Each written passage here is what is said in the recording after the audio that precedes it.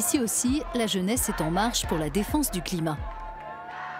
Dans les rues d'Aarhus, deuxième ville du Danemark, lycéens et étudiants défilent ce jour-là dans le sillage du mouvement Fridays for Future lancé par la jeune Suédoise Greta Thunberg.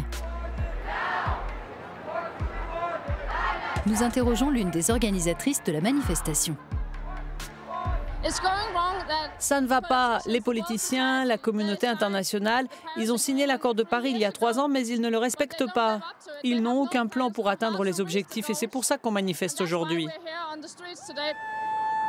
La lutte contre le changement climatique, l'une des grandes préoccupations des Européens, est l'un des enjeux des élections européennes en mai. Des mesures fortes et coordonnées pourraient changer la donne si elles sont prises à temps. Quittons Aarhus pour nous rendre à Samsø, une île danoise qui s'efforce de trouver comment elle peut contribuer à la préservation de la planète. Samsø est un modèle pour le reste du monde. Grâce à son utilisation des énergies renouvelables et à l'implication de sa population, elle est devenue autonome en énergie en moins de 5 ans. Cette transition a débuté quand l'île a gagné un concours national du meilleur plan de réduction des émissions de CO2 présenté par une communauté insulaire. Ce ferry figurait parmi les mesures envisagées. Il est devenu réalité. Nous sommes en route pour Samsø. L'île est connue dans tout le Danemark pour ses efforts concrets visant à ralentir le changement climatique. Ce bateau, qui appartient à la municipalité de Samsø, est le premier ferry danois assurant une liaison intérieure à être alimenté au gaz naturel liquéfié. Là, on quitte la zone réservée aux passagers et on descend à la salle des machines. En remplaçant le diesel polluant par le gaz naturel liquéfié, le ferry rejette 15% de CO2 en moins et plus aucune particule de soufre. Le bateau a coûté à la collectivité 30 millions d'euros, dont 4,5 millions pour le système de propulsion au gaz naturel liquéfié. L'étape suivante, qui est encore débattue sur l'île, consistera à le faire naviguer au biogaz, ressource produite sur l'île, plutôt qu'avec du gaz importé de Rotterdam. Depuis 10 ans, Samsø, qui compte 4000 habitants, est neutre en carbone. Elle compense les émissions de CO2 qu'elle continue de rejeter ici et là par des dispositifs qui permettent de les réduire, voire de les éviter. Il lui reste donc à devenir totalement décarbonée.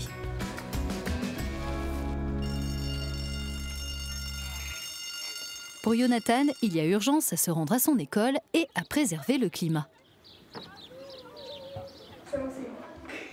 Ce jour-là, le nouveau conseil de l'école pour l'environnement tient l'une de ses premières réunions. Le lycéen de 16 ans en fait partie, tout comme ses camarades Maria, Michaela et Vilja. Ils sont chargés de réfléchir à comment agir pour l'environnement au niveau de l'école et plus largement de la société. Je crois qu'on devrait commencer par fermer les centrales au fioul et à charbon et arrêter de faire des forages pétroliers dans les océans. Et on devrait installer plus de systèmes d'énergie renouvelable comme le solaire et l'éolien. Ça ne passe pas forcément par des choses énormes. Les petites choses sont importantes, elles aussi, tous les jours, comme trier ses déchets pour le recyclage. J'ai commencé à utiliser des sacs en tissu. Je me dis que c'est une bonne chose pour ne pas utiliser autant de sacs en plastique. Pour moi, on ne doit pas seulement agir au niveau individuel. Il faudrait le faire à l'échelle de la communauté, de la ville ou du pays. On pourrait mettre nos idées sur les plateformes en ligne comme YouTube, Instagram ou Facebook pour qu'il y ait une prise de conscience chez les gens, comme c'est le cas pour nous. C'est pour ça que l'école a créé ce conseil. L'école va construire un nouveau bâtiment et il sera le plus respectueux possible de l'environnement. Quand on fait des sorties scolaires, on peut davantage penser aux moyens de transport qu'on utilise pour avoir une démarche plus écologique.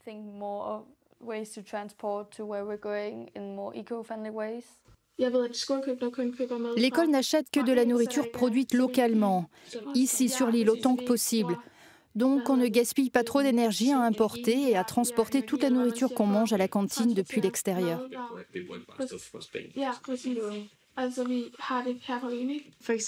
Par exemple, c'est beaucoup mieux pour l'île quand on se déplace autant à vélo. C'est une très bonne chose, je dirais.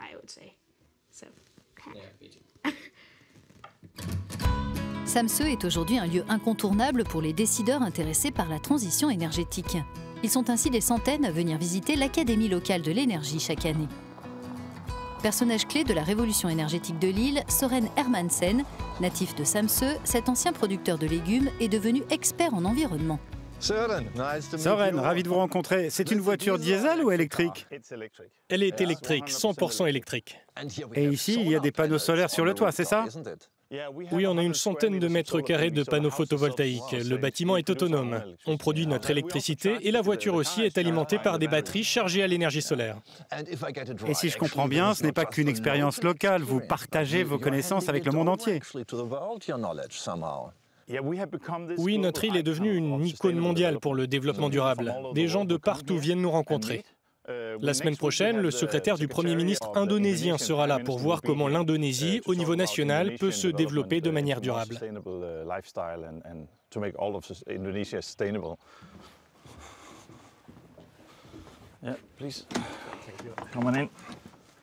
Il y a une bonne isolation à l'intérieur, elle est épaisse. Elle est faite en papier, ouate de cellulose et granulés de papier. Ce sont des matériaux recyclés. Le bâtiment est une vitrine pour les matériaux de construction durables. C'est une maison très écologique. À l'intérieur, c'est comme si on avait une couverture épaisse sur nous, avec des murs épais. Soren, en quelques mots, qu'est-ce que le monde et l'Europe peuvent apprendre de votre exemple, de Samsø? Qu'est-ce qui va inciter les gens à accepter le changement? Eh bien, il faut pouvoir répondre à ces questions. Est-ce que je peux en tirer de l'argent, économiser, vivre d'une manière plus durable, faire évoluer mon mode de vie de manière positive? Et si ça, c'est évident pour les gens, alors le changement se fera plus vite que s'il est inscrit dans la loi ou imposé par le haut. Soren Hermansen a accompagné les habitants dans leur démarche auprès des banques pour financer leur achat de parts dans les infrastructures renouvelables. Les prêts ont été accordés à tous sans que des garanties soient exigées. Les documents de propriété n'ont été remis aux acquéreurs qu'une fois la banque remboursée grâce au fonctionnement des équipements. L'éolien fait partie des solutions. On voit cette source d'énergie se développer partout dans le monde. Mais avec la taille croissante des éoliennes, de plus en plus de gens n'en veulent pas. Ils disent « je n'en veux pas à côté de chez moi ». Ils disent qu'elles sont trop grandes, trop laides, qu'elles gâchent le paysage. Donc nous, ce qu'on fait, c'est qu'on partage la propriété des éoliennes avec les gens qui vivent à côté. Donc quand ils la regardent, ils se disent que c'est leur éolienne et non pas celle d'un investisseur agressif venu d'ailleurs. C'est la leur. Et tout d'un coup, elle devient plus sympa, plus belle. Elle fait un son plus agréable et elle a un sens puisque les habitants font partie du projet.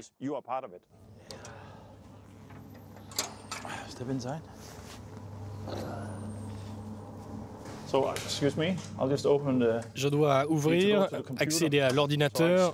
Je passe de la connexion distante à la connexion locale. La production est d'environ 2,3 millions de kilowattheures. Donc même si parmi les gammes actuelles c'est une petite éolienne, sa production reste très élevée. Donc arrêter cette éolienne, ça revient cher parce que vous perdez de l'argent en faisant ça. Ah, pour vous, je peux le faire. On doit la stopper pour pouvoir aller tout en haut. Cette éolienne produit l'équivalent de la consommation d'énergie de près de 700 maisons par an.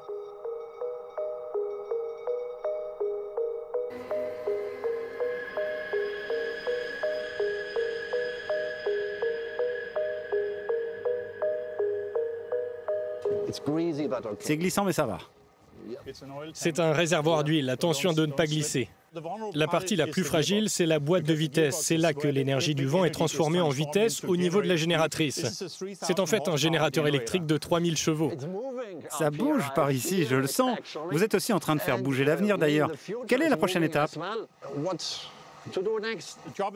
On devra développer l'infrastructure existante. Ces éoliennes seront probablement moins performantes dans quelques années et on en construira des plus grandes. Encore plus grandes ?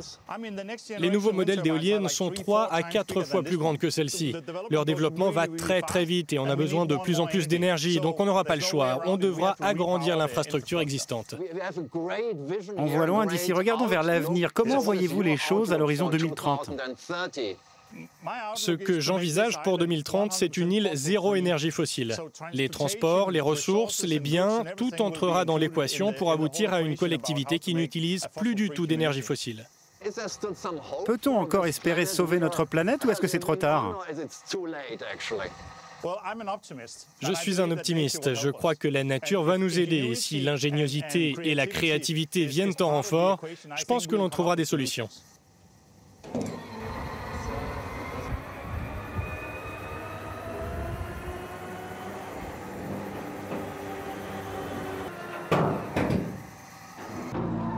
Cela fait 20 ans que Jørgen Tranberg récolte le soleil et le vent sur l'île. En réinvestissant ses bénéfices dans ces systèmes d'énergie renouvelable, l'agriculteur est devenu riche. Jørgen, enchanté. Vous avez une grande ferme. C'est votre éolienne qu'on voit là-bas? Oui, j'ai investi au total environ 4 millions d'euros dans l'éolienne là-bas et les panneaux solaires ici. Et puis j'ai été copropriétaire d'une éolienne offshore. Et j'ai aussi plusieurs panneaux solaires en Allemagne, Belgique et Italie.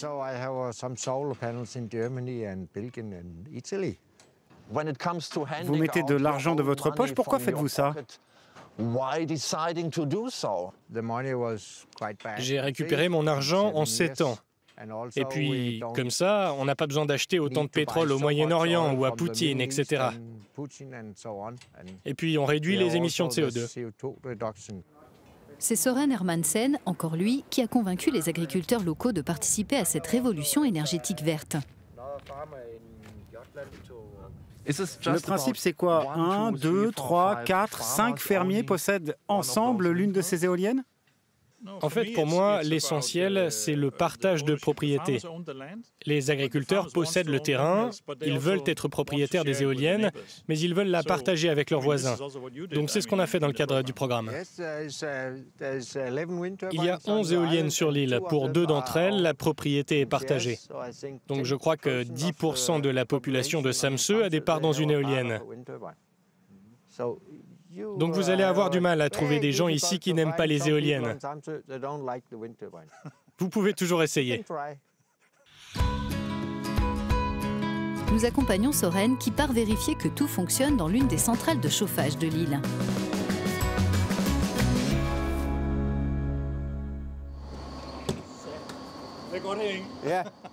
Dans sa démarche pour adopter des sources d'énergie propres, Samsø a commencé notamment par se débarrasser des installations de chauffage au fioul qui étaient courantes dans les bâtiments publics et chez les particuliers. La collectivité a fait le choix pour faire fonctionner cette centrale d'utiliser de la paille produite localement. Le CO2 rejeté par sa combustion est ensuite naturellement absorbé par les cultures alentours. Un cycle neutre en carbone. 300 maisons sont raccordées à cette centrale, surtout des maisons de particuliers, mais il y a aussi des hôtels et des restaurants. C'est un circuit de chauffage hydraulique. Des canalisations souterraines acheminent de l'eau à 80 degrés vers les maisons où elle est utilisée pour se laver et se chauffer. Quand l'eau revient vers la centrale, elle est à 40 degrés et on la chauffe à nouveau. Nous partons rencontrer Brian Kjaer, le spécialiste local des réseaux électriques durables.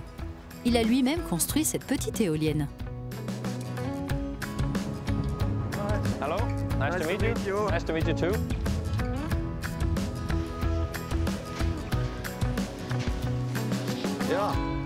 L'éolien est effectivement synonyme de rentrée d'argent. Le vent alimente directement votre compte en banque. C'est le filon que les habitants de Samsø ont découvert. Brian Kjaer dirige un projet européen pilote qui sera très prochainement en test dans le port de Samsø. En été, des centaines de yachts jettent l'ancre ici et consomment d'énormes quantités d'électricité. Des panneaux photovoltaïques associés à des blocs de batteries innovants se chargeront de faire face à ce pic saisonnier. Samsø collabore avec d'autres îles européennes pour développer de nouvelles solutions en matière de réseaux électriques. Tout comme elle, Madère et les Orcades en Écosse font partie des pionnières dans ce domaine. Chaque conteneur ici dispose de batteries lithium d'une capacité de 80 kWh. Et les panneaux solaires installés dans le port permettront la journée d'alimenter les batteries qui se chargeront. Et ensuite, le soir, la consommation électrique des bateaux sera couverte par les batteries. Je vais ouvrir ici, il y a 8 containers. Et chacun renferme une batterie d'une capacité de 10 kWh. Des unités de batterie puissantes et décentralisées pourraient répondre au problème du stockage de l'électricité issue du soleil et du vent. Mais aujourd'hui, le projet n'en est qu'à sa phase expérimentale. Demain, le concept pourrait être déployé à l'échelle de l'île et dans tout le Danemark, voire au-delà. Ces batteries pourraient révolutionner la gestion de l'énergie en Europe. Les jours où il y a beaucoup de vent, on envoie beaucoup d'électricité sur le réseau principal. C'est le grand problème. C'est pour cela qu'on peut utiliser de grosses batteries pour stocker de l'énergie. Ensuite, les jours où il y a moins de vent, on peut l'envoyer à partir des batteries dans le réseau électrique. Donc on réduit le phénomène de pic. À terme, quand vous rentrerez chez vous avec votre voiture électrique, que vous la brancherez, que vous ferez la cuisine, eh bien l'électricité viendra de ces batteries que vous aurez chez vous et non du réseau. Si beaucoup de maisons utilisent ce système, alors la production électrique sera beaucoup plus stable sur l'île et peut-être, si on développe le concept, on pourra le faire à l'échelle du pays. S'inspirant de Samsø, le Danemark a annoncé un ambitieux plan en faveur du climat. Il veut atteindre la neutralité carbone en 2050.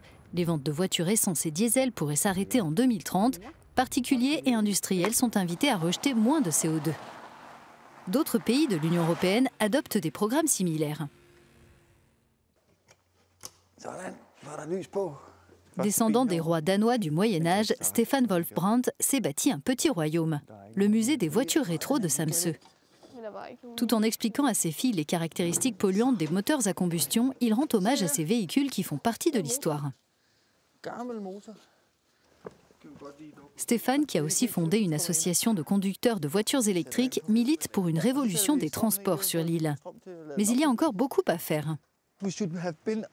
On aurait dû être à 50% de véhicules électriques à Samsø aujourd'hui, mais on n'a pas réussi, donc c'est une catastrophe. Nous, on veut être des pionniers pour les voitures autonomes, comme une zone de test, pour pouvoir montrer au monde que c'est ça l'avenir. Et d'ici 2030, on veut être débarrassé de toutes ces voitures essence et diesel qu'on a encore sur l'île. Quand je serai adulte, je conduirai un véhicule électrique. Comme ça, on ne pollue pas la nature et puis c'est bon pour l'environnement.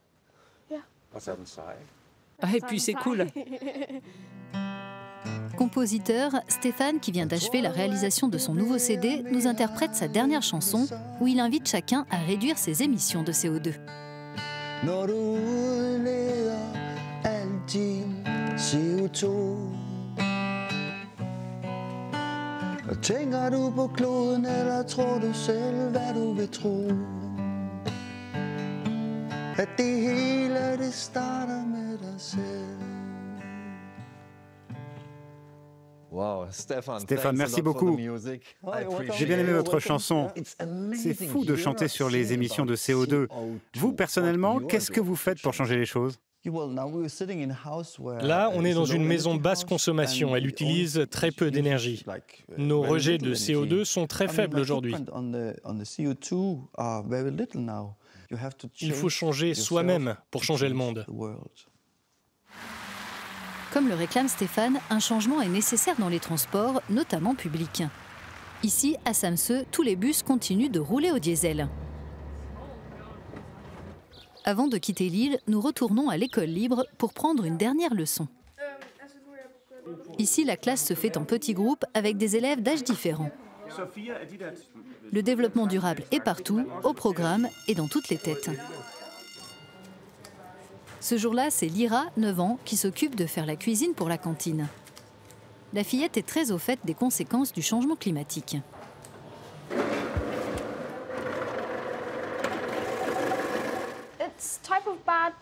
La situation est grave. Le réchauffement assèche la plupart des plantes et des arbres. Et si on n'a pas d'animaux, alors on ne pourra plus se nourrir. Et ce sera la fin. La Commission européenne veut une Europe neutre pour le climat d'ici à 2050. Une vision qui a obtenu un soutien massif au Parlement européen. Mais il ne s'agit que de l'adoption d'une stratégie et les chefs de gouvernement se divisent entre Est et Ouest de l'Europe, repoussant l'adoption d'un calendrier juridiquement contraignant.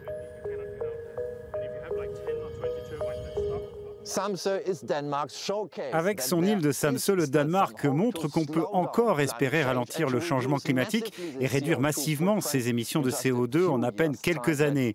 Mais à l'échelle de l'Europe, les responsables politiques seront-ils capables et auront-ils la volonté d'apprendre du modèle de Samsø? Cela reste à voir. Les prochaines élections européennes décideront du futur cap de l'Europe, l'action ou l'inaction climatique.